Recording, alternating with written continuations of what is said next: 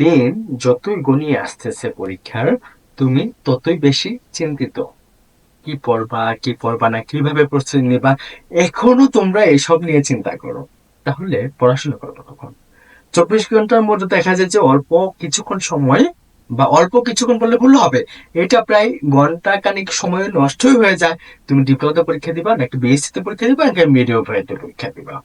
এরপরে এই চিন্তা তো আছে। এরপরে আরেকটা বড় চিন্তা হলো যে চান্স কি পাবো আমি, আমার দ্বারা হবে? এছাড়াও আরো কত কত প্রশ্ন, আরেকটা প্রশ্ন তো রয়ে গেল, সিলেবাসটা কি, কেমন হবে, পরীক্ষা হলে কি আমি ভালো কিছু করতে পারবো কিনা। আরো আনুষাঙ্গিক অনেক প্রশ্নই মনের মধ্যে ঘুরছে ফিরছে, যেগুলো তোমাকে কি বলবো, খুব ক্রমশই খুব প্যারা দিচ্ছে। তো এই প্যারা উদ্ঘাটনের জন্য, বা তুমি এটা থেকে মুক্তি পাওয়ার জন্য, তোমাকে জাস্ট কিছু পরামর্শ দিচ্ছি, একটু মনোযোগ দিয়ে শুনবা। প্রথমতই তোমার সিদ্ধান্ত নিতে হবে, তুমি কি চাও, তুমি কোনটাতে পারবা।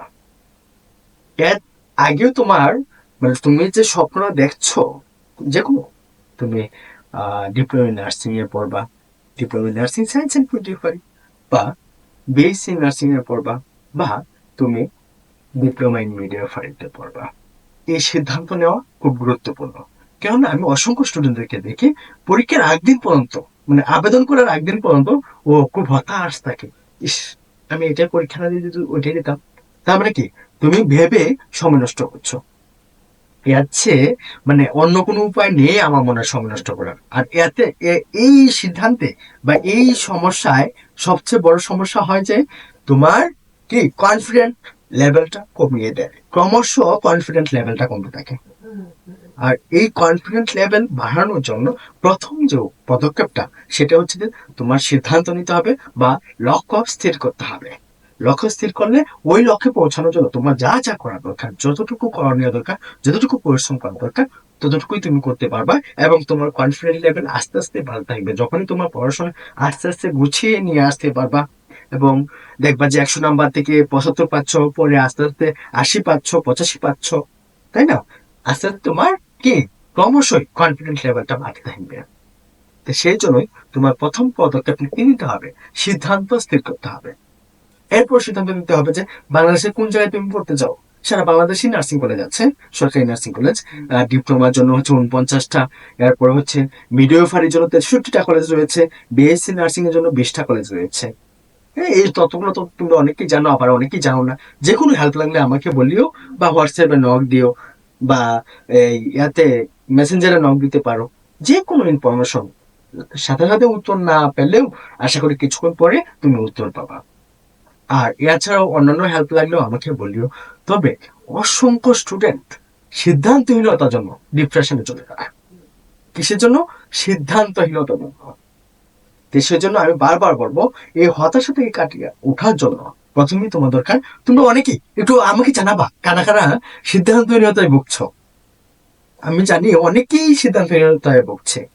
তবে আমি এটাও নিচ্ছি যে আমার কয়েকজন স্টুডেন্টের সাথে যে কথা হয়েছে, ওরা বলছে যে স্যার আমি এটা ছাড়া পরীক্ষা দিব না।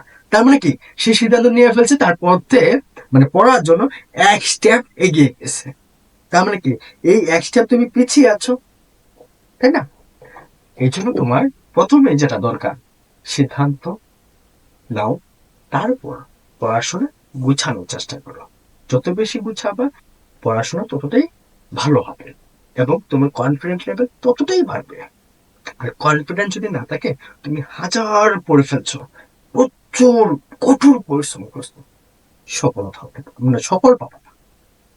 আমি ওই যে কয়েকদিন আগেও এক স্টুডেন্ট আমাকে বলতেছে, স্যার আমি গাইডলাইন পাচ্ছি না বলে সে অফলাইনে কোচিং করছে, আমাদের এখানে কোচিং করছে, আরো অন্যান্য অনেক কোর্সে সে ভর্তি হয়েছে, আমি যতটুকু জানি। এখন এই মেয়েটার মূলত সমস্যাটা কি জানো? এই মেয়েটার মূলত সমস্যা হচ্ছে যে তার কোনো গাইডলাইনই পছন্দ হচ্ছে না। কিন্তু অফলাইনে পড়ার পরেও সে অনলাইনে ভর্তি হয়েছে আমাদের এখানে। তা আমার ব্যাচের প্রত্যেকটা স্টুডেন্টই আমার প্রতি আশা করি স্যাটিসফাইড। কারণ হচ্ছে যে তারা যা যা পাচ্ছে, মানে এইগুলা পড়লে আর কিছু লাগে না, আর কিছু লাগে না। আর এখন তো তোমাদের সবচেয়ে বড় একটা অপরচুনিটি হচ্ছে যে সাজেশন দিচ্ছি, এখন একদম শর্ট সাজেশন দিচ্ছি, এর উপরে আর কিছু লাগে না। এতে তোমার কনফিডেন্স লেভেল অবশ্যই এখন যদি এরকম থাকে এরপরে এটা বেড়ে এই জায়গায় চলে যাবে, বুঝছো? আর ওই মেয়েটার যে প্রবলেমটা, সে আসলে অফলাইনে পড়ে হয়তো অফলাইন কোন টিচারদের সাথে কথা বলতে পারছে না, আমার সাথে কথা বলতে আসে, আমি ওইরকম কথা বলি না। কারণ হচ্ছে যে এই এরকম সিদ্ধান্তহীনতা মেয়েদেরকে যতই আমি বোঝাই না কেন, সে বুঝবে না। কাজুরি আলাপ করবে, এই কাজুরি আলাপ করে সময় নষ্ট করার মতো সময় আমার হাতে নেই। সেই জন্য তার সাথে আমি খুব বেশি একটা কথা বলি না। তবে মজা পাই, কারণ কেন, এই ধরনের স্টুডেন্টরা জীবনেও সাকসেস হতে পারে। তো তোমরা এরকমটা করো না, তোমাদের প্রতি আমার সাজেশন থাকবে যে সিদ্ধান্ত নাও, ওই সিদ্ধান্তে পৌঁছানোর জন্য পরিশ্রম করো। আর মানে সিদ্ধান্তে পৌঁছানোর জন্য ঠিক পরিশ্রমের পাশাপাশি তোমার ধৈর্য ধারণ করতে হবে। এই তিনটা গুণ তোমার মধ্যে থাকলে অবশ্যই তোমার সাকসেস হবে, কেউ আটকাতে পারবে না।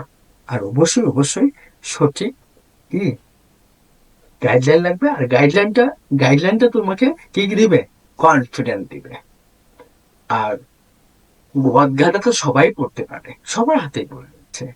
ঠিক এটাকে কনভার্ট করে সহজ করে পড়াটাই হচ্ছে একটা ভালো ছাত্রের মূল বৈশিষ্ট্য। এখন তুমি কি পাচ্ছ কনভার্ট করে পড়ার, কম পড়ে বেশি নাম্বার পাওয়ার সুযোগ? কেন, ভালো স্টুডেন্টরা কিভাবে ভালো করে, তারা প্রথম অ্যানালাইসিস করে কি পড়তে হবে, কি বাদ দিতে হবে, তার পড়াটা সহজ হয়ে যাচ্ছে। আর তুমি তোমার চোখে যেটাই দেখবা সেটাই তোমার কাছে ইম্পর্টেন্ট মনে হবে।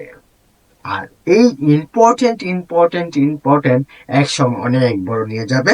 তবে দেখবে যে তোমার এইগুলা থেকে একটা কমন পয়েন্ট, এর চেয়ে কষ্টের যন্ত্রণার আর কিছু হতেই পারে না। যাই হোক, উত্তর সবার জন্য অনেক অনেক মঙ্গল কামনা রইল। আর যে কোনো হেল্প লাগলে বললেও অবশ্যই তোমাকে সার্বিকভাবে হেল্প করা হবে। সবাই ভালো থাকো, সুস্থ থাকো।